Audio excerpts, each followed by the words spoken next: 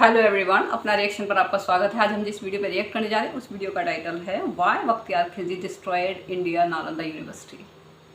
तो देखते हैं कि ये तो सबको पता है कि नालंदा यूनिवर्सिटी को बख्तियार खिलजी ने डिस्ट्रॉय किया था और उसको पनाह किसने दी थी, कैसे दी थी, क्या हुआ था, ये सारी चीज़ें और जो हिस्ट्री में जो भी कुछ हुआ है एक बार देखते हैं।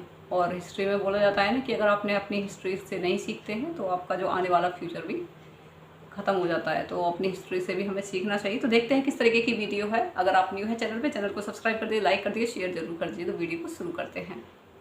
ये कहानी है साल 1193 की, जब भारत में एक ऐसे इंसान ने कदम रखा जिसके लिए गए कुछ डिसीजन से भारत आने वाले सैकड़ों सालों तक जूझने वाला था और आज तक जूझ रहा है। बख्तियार खिलजी अफगानिस्तान के खिलजी काबिले से था और साल 1193 में वो भारत आया। यहां उसे दिल्ली सल्तनत में एक पद हासिल करनी थी, मगर उसे यहां पर कोई ढंग का काम नहीं मिल रहा था। लेकिन फिर भी कुछ गिने चुने बैटलफील्ड्स पर अपनी बहादुरी दिखाकर औध के मालिक ने उसे अपनी सेना और राज्य में पनाह दे दी और इसके बाद से उसका मानो जैसे भाग्य ही खुल गया, क्योंकि इस राज्य में उसे सिर्फ पनाह ही नहीं मिली बल्कि जागीरें भी मिली। और फिर क्या होना था, अगर एक हमलावर को पैसे और रौब मिल जाए तो ब्रह्मचारी थोड़ी ना बनेगा, वो और हमला करेगा। और यहां भी कुछ ऐसा ही हुआ। उसने तुरंत बिहार के कुछ हिस्सों को उन पर आक्रमण करके उसे अपना हिस्सा बनाना शुरू कर दिया। एंड यहीं से शुरू होती है नालंदा यूनिवर्सिटी की तबाही की कहानी। इसी दौरान खिलजी की तबीयत बहुत ही ज्यादा बिगड़ रही थी और वो एक गहरी बीमारी के शिकार हो रहे थे। उसके साथ आए हकीमों से भी उसका इलाज नहीं हो पा रहा था। तो ऐसे में खिलजी को खबर पड़ी कि अभी सिर्फ एक ही इंसान है जो उसे ठीक कर सकता है और वो है नालंदा के आयुर्वेदिक विभाग प्रमुख आचार्य राहुल श्रीभद्रा।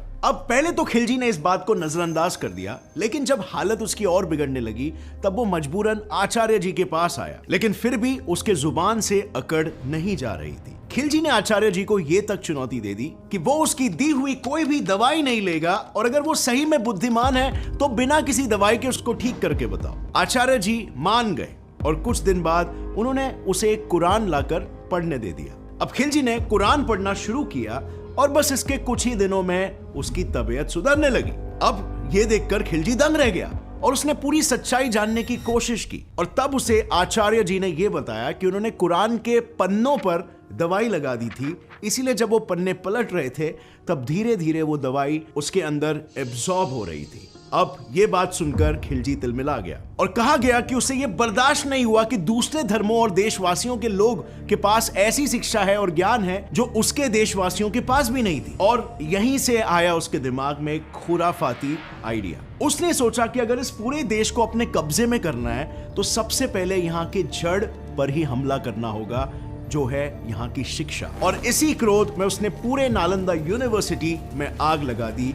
एक ऐसी यूनिवर्सिटी जो भारत के शिक्षा और ज्ञान का इतना इंपॉर्टेंट सेंटर थी कि इसमें मौजूद 90 लाख किताबों को जलने में पूरे 3 महीने लग गए। अब फ्रेंड्स, यहां पर मैं ये क्लियर करना चाहूंगा कि हो सकता है कि ये लेजेंड लोगों को सिर्फ एक लेजेंड या फिर बस एक कहानी लगे, बिकॉज अभी पब्लिक डोमेन में जो इंफॉर्मेशन अवेलेबल है वो कुछ ऐसा ही बताता है। लेकिन एक चीज जो सिर्फ एक कहानी नहीं है वो ये है कि नालंदा तबाह हुआ था और उसे बख्तियार खिलजी ने ही तबाह किया था। और ये हमारा इंडियन इतिहास नहीं कह रहा है, बल्कि 1260 में छपी हुई एक पर्शियन मुस्लिम हिस्टोरियन मिनहाजी सिराज ने खुद अपनी किताब तबाकत ई नसीरी में पूरी इस घटना का और इसमें जो जो लॉसेस हुए थे उसका डिटेल में वर्णन किया है। सो अब जाहिर सी बात है इसमें हमारी हिंदुस्तानी सभ्यता का नुकसान तो डेफिनेटली हुआ था, पर इसके एग्जैक्ट इंप्लीकेशंस क्या थे उसे कैलकुलेट करने के लिए हमें सबसे पहले यह समझना पड़ेगा कि उस यूनिवर्सिटी में आखिर क्या क्या था। सो नालंदा यूनिवर्सिटी की शुरुआत हुई थी गुप्ता डायनेस्टी के दौरान, वही गुप्ता डायनेस्टी जिनके रूल को गोल्डन एज ऑफ इंडिया कहा जाता है। नालंदा यूनिवर्सिटी विश्व की पहली यूनिवर्सिटी थी जहां स्टूडेंट्स के लिए एकोमोडेशन फैसिलिटी भी अवेलेबल थे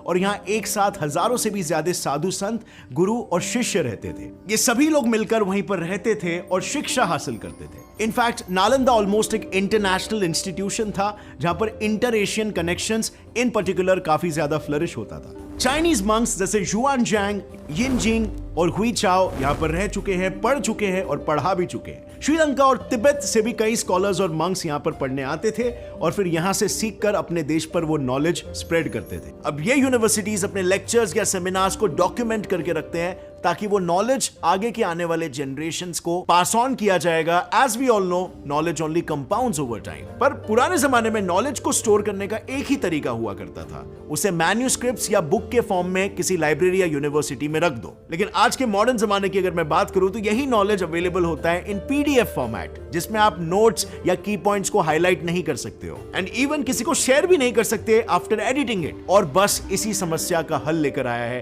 PDF element by Wondershare. As you all know, usually document share करते समय हम पीडीएफ फॉर्मेट को यूज करते हैं, जो कि एक अनएडिटेबल फॉर्मेट होता है। अब अगर आपको जॉब इंटरव्यू के लिए जाना है और आपको अपना रेज्यूमे एडिट करना है या फिर आपको अपना क्लास प्रोजेक्ट एडिट करना है, पीडीएफ एलिमेंट की मदद से आप सिर्फ एडिट ही नहीं कर सकते हो, बल्कि उसे Word, Excel, PNG, JPG etcetera जैसे फॉर्मेट्स में कन्वर्ट भी कर सकते हो। साथ ही अगर आपको कोई फोटोग्राफ या पीपीटी अगर पीडीएफ में कन्वर्ट करना है तो वो भी आप कर सकते हो। एक काफी सिंपल टू यूज ऐप है, बस आपको डॉक्यूमेंट अपलोड करना है, जैसे कि आप स्क्रीन पर देख रहे हो। इस ऐप पर आपको सारी चीजें अवेलेबल मिलेगी, from editing, converting to signing a document as well, जिससे आपका पीडीएफ एक्सपीरियंस पूरी तरीके से सिंप्लीफाई हो जाएगा इन अ फ्यू सेकेंड्स। सो अगर आप ऑफिस वर्क या कॉलेज में सबमिशन कर रहे हो या प्रोजेक्ट कर रहे हो, पीडीएफ एलिमेंट एकमात्र इंपॉर्टेंट ऐप है आपके लिए। For more information about this or to purchase it, click on the link in the description below. And now let's come back to our topic. जैसे यूनिवर्सिटीज उस समय बौद्ध धर्म की भी मुख्य गद्दी हुआ करती थी, और इसीलिए जो लोग बख्तियार के अत्याचार से बच गए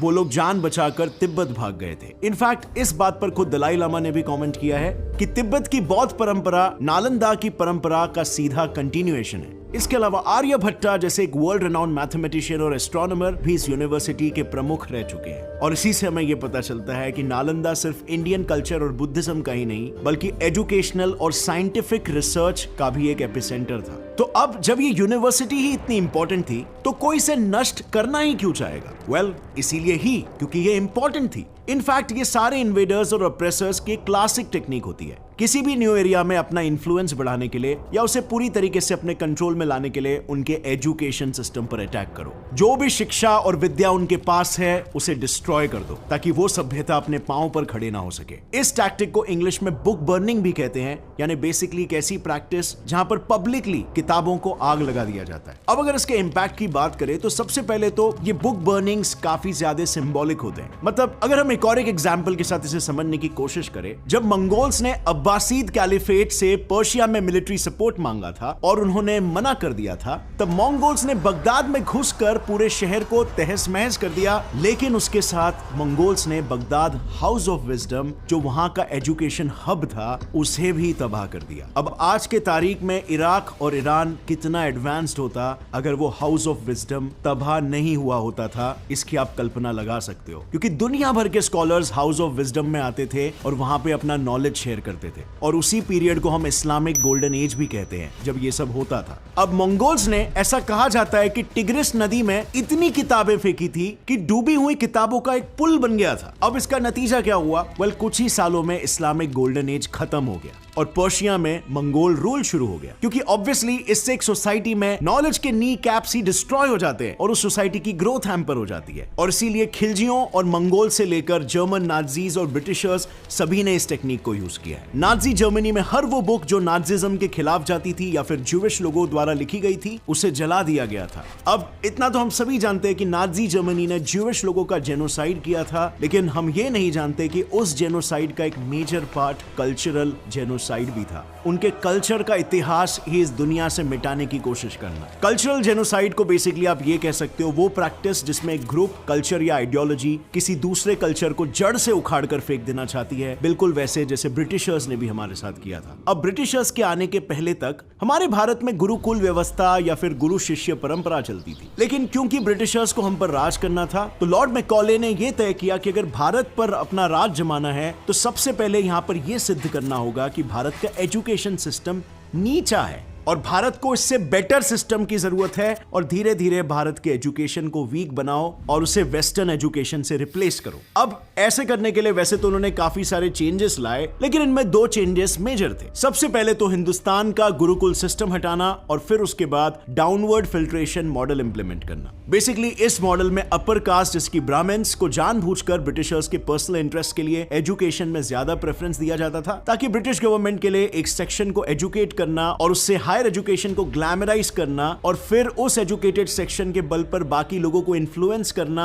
और प्रो ब्रिटिश बनाना आसान हो जाएगा। लेकिन हिंदुस्तान के लिए ये एक प्रॉब्लम भी थी, क्योंकि इससे हुआ ये कि एजुकेशन इंडिया के सिर्फ एक सेक्शन तक ही सीमित हो गया और हमारी जनता में इलिटरेसी बहुत बढ़ गया। Again Britishers targeted the base education. उनका फंडा सिंपल था, उन्हें ऐसे लोग चाहिए थे जो बाय ब्लड एंड कलर तो इंडियन होंगे लेकिन वो अंग्रेज होंगे by soul, character, language and education. In fact Macaulay का अपने फादर को लिखा गया एक लेटर भी है, उसे अगर आप पढ़ोगे तो उन्होंने खुद लिखा था कि इंडिया को अपने तरीकों से पढ़ाने का उनका तरीका सक्सेसफुल रहा है और जिस किसी भी हिंदू ने इंग्लिश एजुकेशन हासिल की है वो अपने कल्चर या धर्म से कभी भी नहीं जुड़ पाया है। और अगर ऐसा ही चलता रहा तो 30 सालों में इस एजुकेटेड क्लास में एक भी हिंदू नहीं बचेगा। और इस बार भी इस टेक्निक का नतीजा, ब्रिटिशर्स ने हम पे 200 साल सक्सेसफुली राज किया एंड इनफैक्ट अगर ऑन अ मेंटल लेवल देखा जाए तो आज भी कहीं ना कहीं कर रहे। मतलब कि मैकॉले का ये लेटर जो लिखा गया था 1836 में, यानी कि आज से लगभग 186 साल पहले, लेकिन अनफॉर्चुनेटली मैकॉलेइज्म की वजह से उस समय लॉर्ड मैकॉले ने इंडियंस को जो उनकी रूट से अलग किया था वो आज तक भी रिपेयर नहीं हो पाया है। क्योंकि आज भी कई सारे इंटेलेक्चुअल्स और हिस्टोरियंस हैं जो इंडियंस को सच्चाई से कोसों दूर रखना चाहते हैं, जैसे कि हमारे Indian historian D N Jha, जो बेसिकली इस पूरे इशू को ब्राह्मण्स और बुद्धिस्ट के बीच का कम्युनल वायलेंस का एंगल दे रहे हैं। मिस्टर झा कहते हैं कि मिनहाज ई सिराज ने भी अपनी किताब तबाकत ई नसरी में उस यूनिवर्सिटी में रह रहे लोगों को एज ब्राह्मण्स रेफर किया है। मतलब कि क्लियरली ब्राह्मण्स ने वहां के बुद्धिस्ट को हटाकर नालंदा में रहना शुरू कर दिया था। लेकिन इनका बयान यहां पर नहीं रुकता है। ये कहते हैं कि मिनहाज ई सिराज ने नालंदा को स्पेसिफिकली मेंशन नहीं किया है और जो यूनिवर्सिटी मेंशन है वो ओदंतपुरी है जो नालंदा से कुछ वक्त की दूरी पर मौजूद है। अब यहां पर काफी सारे लोग उनसे डिसएग्री करते हैं, including even former IT minister of India Arun Shourie. और इन क्रिटिक्स का जनरली ये पॉइंट होता है कि अगर हम मिनहाज ई सिराज के टेक्स्ट को देखें तो इस बात पर आर्ग्यू करना फिजूल है कि उसमें नालंदा मेंशन है या ओदंतपुरी, क्योंकि नालंदा के आसपास की सारी यूनिवर्सिटीज को खिलजी ने डिस्ट्रॉय किया है। एंड सेकेंडली उसी बुक में वो ये कहते हैं कि वहां के सो कॉल्ड ब्राह्मण्स के सर पूरी तरह से शेव्ड थे, जो कि नॉर्मली ब्राह्मण्स जो शिखा रखते हैं उससे काफी अलग है। सो यानी वहां पर बुद्धिस्ट मॉन्क्स भी रहते थे। अब यहां पर एट द एंड मैं यही कहना चाहूंगा कि नालंदा के जलने से जो नॉलेज लॉस हुआ था वो तो हम कभी जान नहीं पाएंगे, लेकिन हमारे भारत के इतिहास में सिर्फ एक भख्तियार ही नहीं है, कई ऐसे भख्तियार आए थे और इनका one of the most important goals हमारे रूट्स को तोड़ना रहा है, जिसका अंजाम हम आज तक भुगत रहे हैं। अब फ्रेंड्स, ये वीडियो में हमने बेसिकली ये बताया कि किस तरीके से इंपीरियल फोर्सेस की हमेशा से ये स्ट्रैटेजी रही थी कि हमारे रूट्स को ब्रेक कर सके।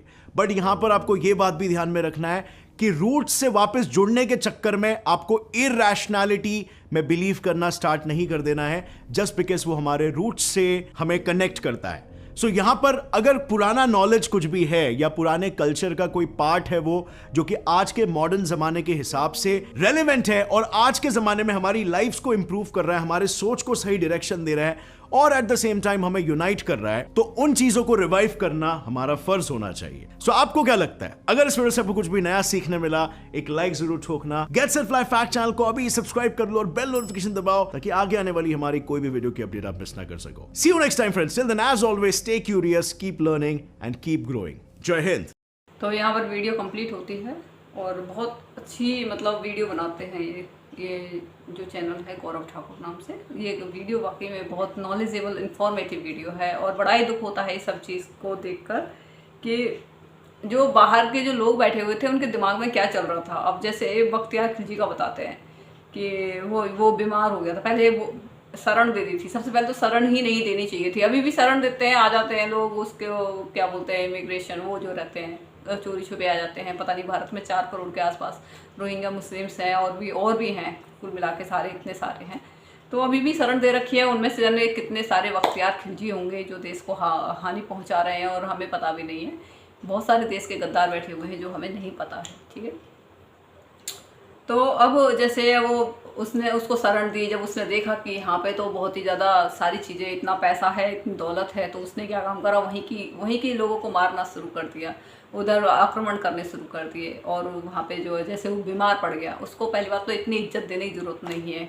बख्तियार खिलजी ये कर रहे थे, वो आक्रमण करना शुरू कर दिया था उसने। करने के बाद में फिर जो है फिर उसने जो वहाँ से वो जब बीमार पड़ गया था, बीमार पड़ने के बाद में सबसे बड़ी प्रॉब्लम क्या है कि हम दयावान बहुत हैं, हमें कभी भी अपने शत्रु पर 1 इंच भी दया नहीं करनी चाहिए, 1 इंच जिसे बोलते हैं, क्योंकि अगर आप सांप को दूध पिलाओगे तो वो आपको ही काटेगा, आपको ही डसेगा। तो कभी भी सांप को दूध नहीं पिलाना चाहिए। हमारे यहाँ पे क्या है, शत्रु के साथ में ऐसा बिहेव करेंगे कि वो आपका मित्र बन जाए। भैया जो शत्रु है वो शत्रु ही रहेगा, वो आपका मित्र कभी नहीं बन सकता। आपकी विचारधारा सॉफ्टनेस, आप दयालु भाव के, तो इसका मतलब ये नहीं कि जो क्रूर आदमी है वो भी सॉफ्ट हो जाएगा, वो आपका सांप ही रहेगा।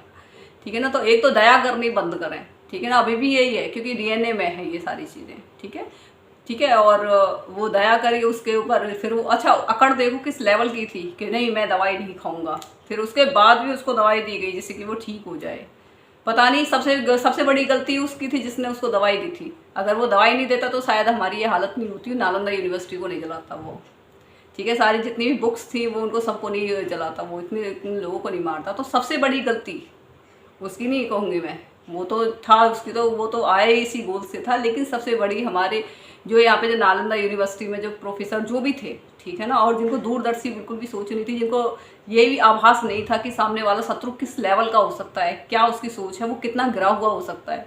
तो गलती हमारी है अगर हम सामने वाले को नहीं पहचान पा रहे हैं तो, ठीक है ना। तो ये कहीं ना कहीं भारतीयों में बहुत ज़्यादा कमी है, और आज भी कमी है, मैंने ये नोटिस किया है।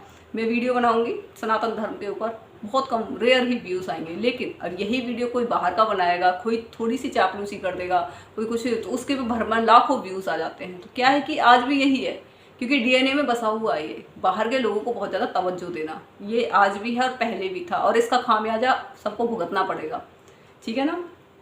किसी भी रूप में भुगतना पड़े, लेकिन भुगतना पड़ेगा।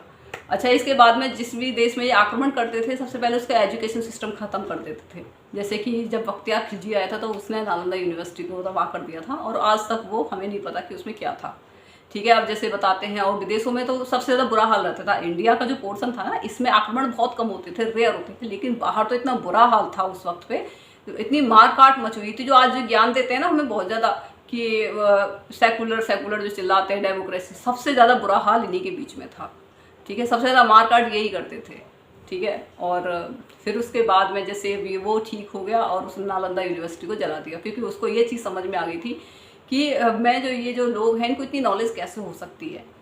तो मतलब आप कितनी जेलस थी उस बंदे के अंदर, मतलब उसकी वो करने की बजाय कि भाई थैंक यू बोलने की बजाय, कोई आपकी हेल्प कर रहा है, आपकी जान बचा रहा है, उसको थैंक यू बोलने की बजाय आप उस पर आक्रमण कर रहे हो कि कैसे इतना ज़्यादा नॉलेजेबल हो सकता है। तो यही चीज़ पाकिस्तान में भी है। आप उनके लोगों को देखिएगा, उनकी सोच देखिएगा, जरा से बच्चे, आप उनकी कितनी भी हेल्प कर दीजिए, आप उनके कितने भी बच्चों को ठीक कर दीजिए, लेकिन उनके दिमाग में एक ही चीज़ है, काफिर, ठीक है। और हमें उनको मतलब जिहाद करना है, ये उनके माइंड में चलता है, बिल्कुल सेम वही सेम थिंकिंग है। क्योंकि अब ऐसे ही अंग्रेज़ों ने किया था। अंग्रेज़ क्या करते हैं, अंग्रेज़ों ने भी सबसे पहले हमारे एजुकेशन सिस्टम को, जो मैकाले था बाकायदा, उसने पूरा लेटर लिख रखा है, ठीक है ना। ये ऐसी चीज़ें मेरे समझ में नहीं आती, हमारी टेक्स्ट बुक में क्यों नहीं जा रही, हमारी बुक्स में ये होनी चाहिए सारी चीज़ें। हमारे इतिहास से रिलेटेड एक जो इन्होंने कुकर्म किए हैं सारे होने चाहिए, जिससे कि हमें पता चले, जिससे कि हमारे अंदर इतनी अवेयरनेस और इनके लिए इतनी नफरत हो जाए कि कभी इनसे कभी मतलब ना रख सके। कम से कम अलर्ट तो रहेंगे, दूरदर्शी सोच तो रहेगी हमारी। तो हमारी बुक्स में ऐसा कुछ था ही नहीं, क्योंकि वही वाली बात है कि जब आज़ाद हुए थे तो ट्रांसफ़र ऑफ पावर थी, भले ही इंसान भारतीय थे लेकिन दिमाग उनका वही था अंग्रेज़ों वाला। जो उन्होंने बोला था कि जो उनके अंडर जो काम करते थे, जो एजुकेशन उन्होंने इस तरीके से दी थी, जो मैकाले था, उन्होंने जो ब्राह्मण थे जानबूझ के उन्होंने इस तरीके से किया था, डिस्क्रिमिनेशन किया था कि अपर कास्ट को करते हैं, उन्होंने इस तरीके से कास्ट वगैरह डिसाइड कर दी, जिससे कि वो और भी ज़्यादा उनके बीच में खाइयाँ आती चली गई, ठीक है। और वो यही चाहते थे कि शक्ल भले ही इंडियन हो लेकिन उनका जो सोल है और उनकी जो वो अंग्रेज ही होना चाहिए। और आज हैं भारत में बहुत है ऐसे।